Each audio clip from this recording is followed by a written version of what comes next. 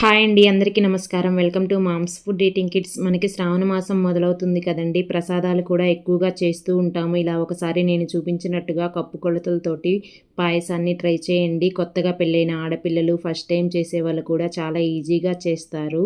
ఈ పాయసం కోసం ముందుగా ఒక గిన్నెని తీసుకొని అన్నీ ఒకే కప్పుతో మెజర్ చేసుకోండి. ఇలాంటి కప్పు మీ ఇంట్లో లేకపోయినా మీ ఇంట్లో ఉండే కప్పులతోటి చేసుకోండి. ఇక్కడ నేను ఒక కప్పు సన్నగా ఉండే సగ్గుబియ్యం తీసుకున్నాను. మీ దగ్గర ఇవి లేకపోతే లావుగా ఉండే సగ్గుబియ్యం అయినా వాడుకోవచ్చు. వీటిని శుభ్రంగా ఒక 2 సార్లు కడిగి ఒక కప్పు సగ్గుబియ్యానికి ఒక కప్పు నీళ్లు పోసుకొని మూత పెట్టేసి ఒక 2 గంటల పాటు నానబెట్టుకోండి. ఇక్కడ నేను 2 గంటల తర్వాత చూపిస్తున్నానండి. మీకు టైం లేకపోతే ఒక గంటన్నా నానబెట్టుకోండి. ఇప్పుడు పాయసం చేయడానికి ఒక గిన్నెలోకి ఒక కప్పు సగ్గుబియ్యానికి 4 కప్పుల నీళ్లు పోసుకోవాలి. ఇలాగా 4 కప్పులు నీళ్లు పోసుకోవాలి. నీళ్లు పోసుకున్న తర్వాత వీటిని మరిగించాలండి. మంటని హై ఫ్లేమ్లో పెట్టి నీళ్లు ఇలా మరిగే వరకు మరగనివ్వండి. ఇప్పుడు నీళ్లు మరుగుతూ ఉన్నప్పుడు మనం నానబెట్టుకున్న సగ్గుబియ్యం వేసేసుకొని ఇదంతా ఒకసారి కలుపుకొని ఈ సగ్గుబియ్యం ఒక 5 నిమిషాలు ఉడికించుకోండి. ఒక 5 నిమిషాల కల్లా సగ్గుబియ్యం అనేది ఇలా బాగా ఉడికిపోయి తెల్లగా వచ్చేస్తాయి. ఇప్పుడు దీనిలోకి ఒక కప్పు సగ్గుబియ్యానికి 6 కప్పుల పాలు వేసుకుంటున్నానండి. ఇవి పచ్చి పాలే, కాగబెట్టినవి కాదు. మొత్తం మీద 1 లీటర్ పాలండి ఇవి. ఇలాగా 6 కప్పులు పాలు వేసుకోండి. చల్లారిపోయిన తర్వాత కూడా గట్టి పడకుండా ఉంటుంది. ఇప్పుడు పాలు వేసుకున్న తర్వాత ఇదంతా ఒకసారి కలుపుకొని మంటని మీడియం ఫ్లేమ్లో పెట్టుకొని కలుపుకుంటూ పాలను మరిగించుకోండి. పాల మీద మీగడ కట్టకుండా ఉంటుంది. ఈ పాలు మరిగేలోపు వేరొక స్టవ్ మీద ఒక ప్యాన్ తీసుకొని ఒక 2 టేబుల్ స్పూన్ల నెయ్యి వేసుకోండి. నెయ్యి వేడయ్యాక ఒక 2 టేబుల్ స్పూన్ల జీడిపప్పు ముక్కలు, ఒక 2 టేబుల్ స్పూన్ల ఎండు కొబ్బరి ముక్కలు వేసుకోండి.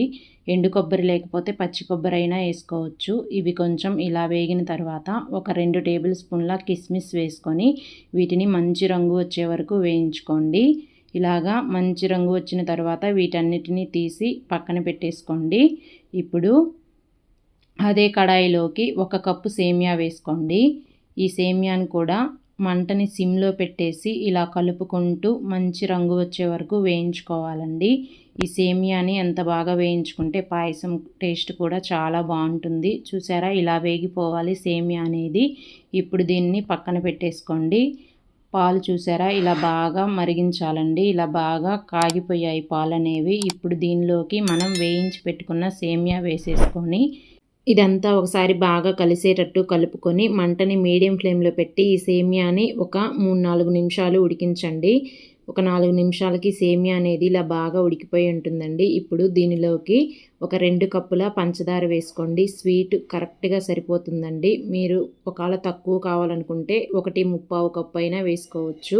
ఇదంతా కలుపుకొని పంచదార కరిగే వరకు ఉడికించుకోండి. పంచదార ఇలా బాగా కరిగిపోయిన తర్వాత మనం వేయించి పెట్టుకున్న డ్రై ఫ్రూట్స్, అలాగే ఒక 5-6 యాలుక్కాయలని ఇలా దంచి వేసుకోండి. కొంచెం సాల్ట్ వేసుకోండి. స్వీట్లో చప్పదనం లేకుండా చాలా బాగుంటుందండి తినేటప్పుడు. ఏ స్వీట్లోనైనా ఇలా సాల్ట్ వేసుకోవడం వల్ల. ఇదంతా ఒకసారి కలుపుకొని స్టవ్ ఆపేసేయండి. అంతేనండి, ఎంతో కమ్మగా ఉండే సేమియా సగ్గుబియ్యం పాయసం రెడీ అయిపోతుంది. మీరు ఇలా ఒకసారి ట్రై చేసి అమ్మవారికి నైవేద్యంగా పెట్టండి. నచ్చితే ఒక లైక్ చేసి నా ఛానల్ని సబ్స్క్రైబ్ చేసుకొని సపోర్ట్ చేయండి.